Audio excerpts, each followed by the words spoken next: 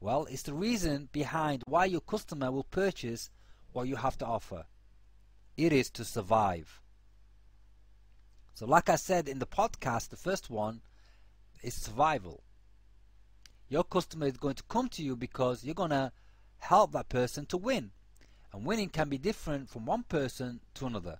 From one person it can be about overcoming their fear to talk to women or men. For another it can be about buying a house without being scammed and lose thousands of dollars. To someone else it could be about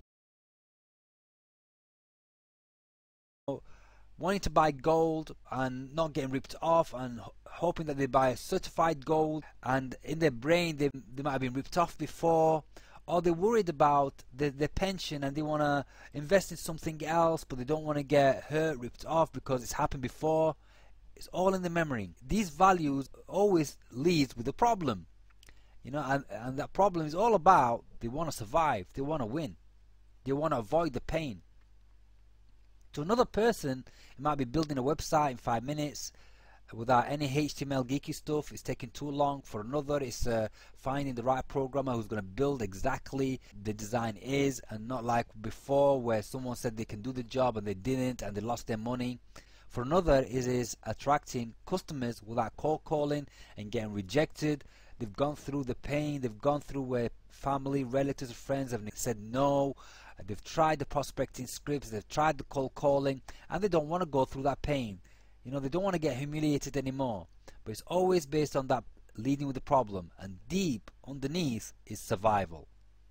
Whatever it is, you need to know that the need for survival is within every human being.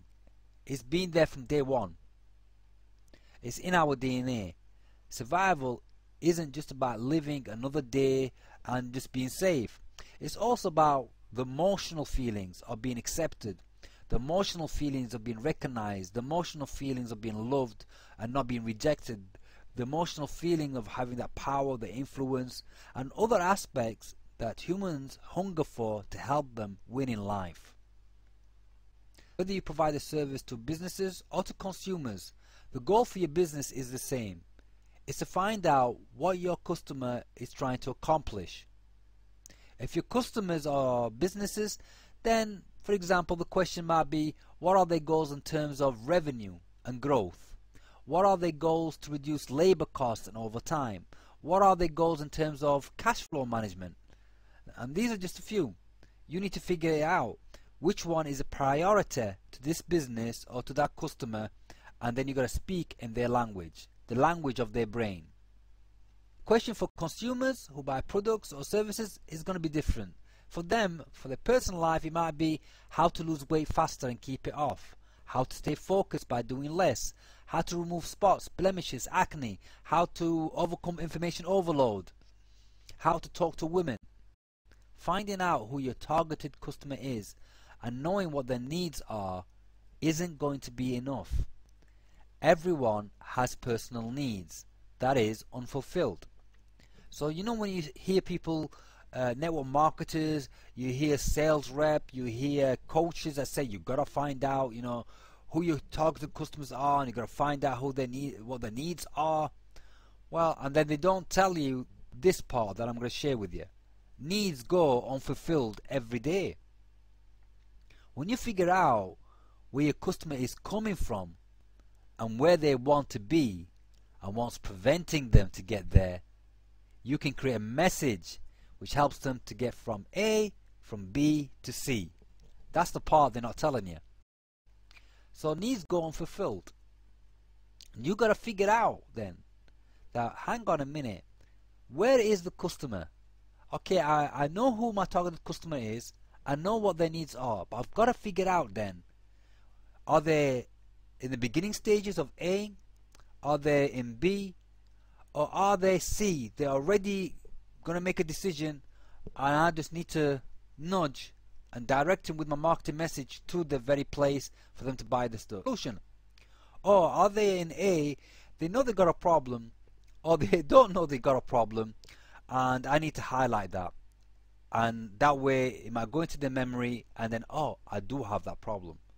So then you need to move them then to B, that they need to understand what that problem is. and then to make a decision, that is C. So you need to move them then to C. So your sales funnel needs to have those things in place from beginning to end. That's why, my friends, it's taken me a while to build my marketing system. I'm not going out there building websites and left, right and center like everybody else does. I'm really studying my customer. I'm really getting to know them, and I'm loving it. You know, here's the key. What matters to your customer is this: the value of your product and service will achieve the desired outcome or results.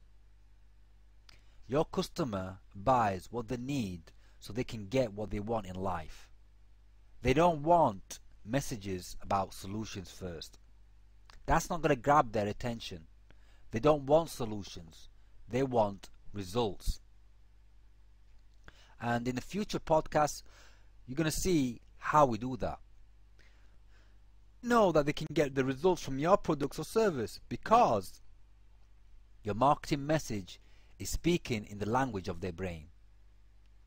When your message speaks in the language of your customer's brain, your targeted customer will recognize how you know more about their problem than they do. Have you noticed something here? I didn't say when you become an expert, then they're going to trust you and they're going to chase you, they're going to hunt you down. I didn't say that. What I've said is, when your message speaks in the language of your customer's brain, your customer will recognize how you know more about their problem than they do, and it will get their attention to go to the next step.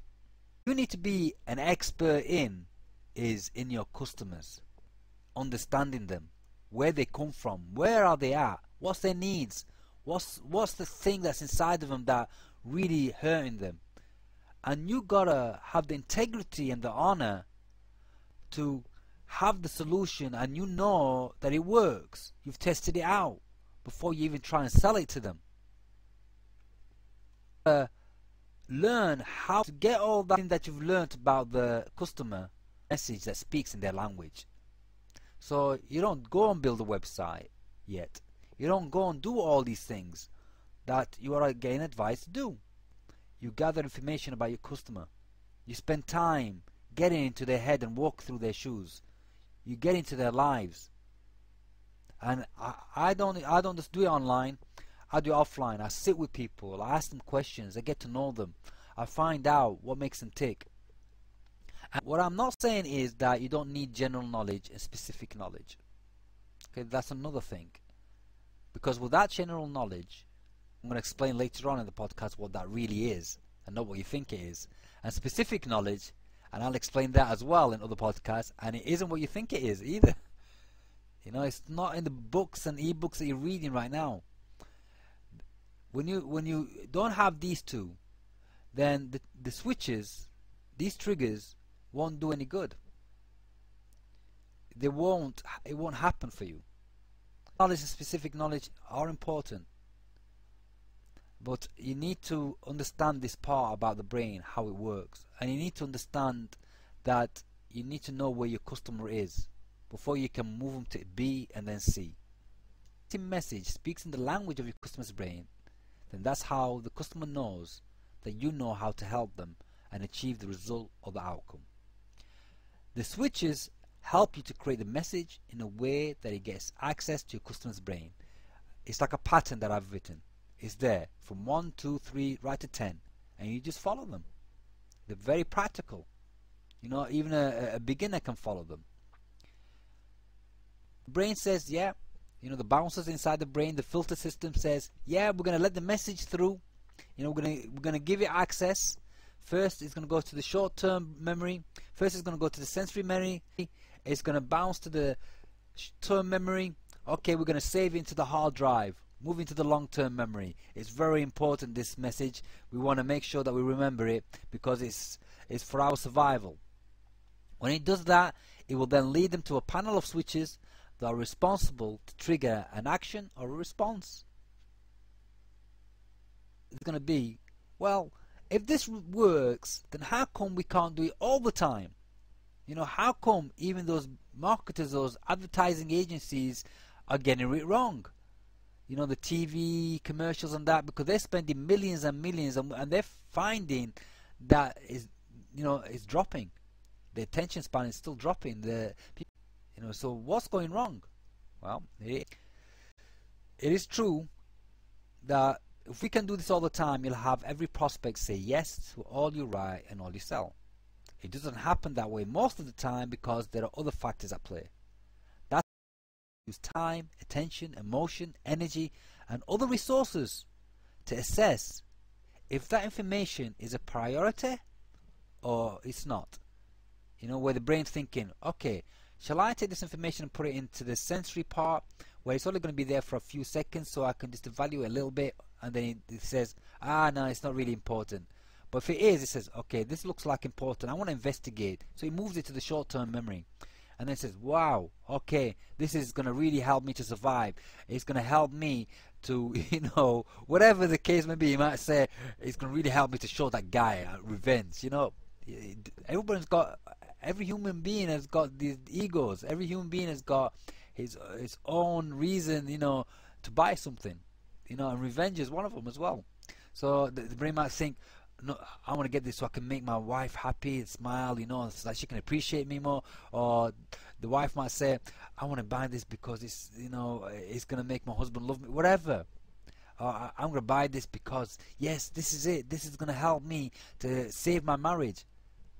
Or this is going to help me to win in football, in basketball, in sports. Or this is going to help me to attract customers so I can make some money and pay the debt off and slam that door at the debt collector. Always, what it does, it first goes into the memory that it exists, and it makes a second guess. And if you are following a certain pattern, like the 97%, and saying and doing what the 97% do, oh boy, what's going to happen is that customer is going to look at you and think, I've heard this before. You are a pest. Man, I've had enough of you people. You're spamming me, you're hassling me, you're invading my privacy, and I don't trust you. I've heard this pitch before, this, and so on.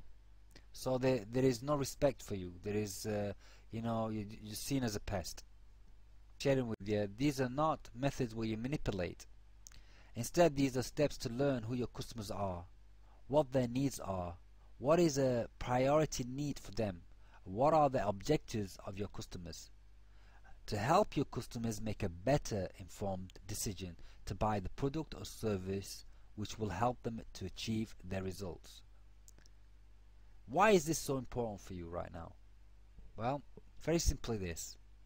If you attract 100 customers, let's say just 100 customers for now, and they all buy, but the problem is those 100 customers didn't really want your product, but they bought it because they got so excited and emotional and so on.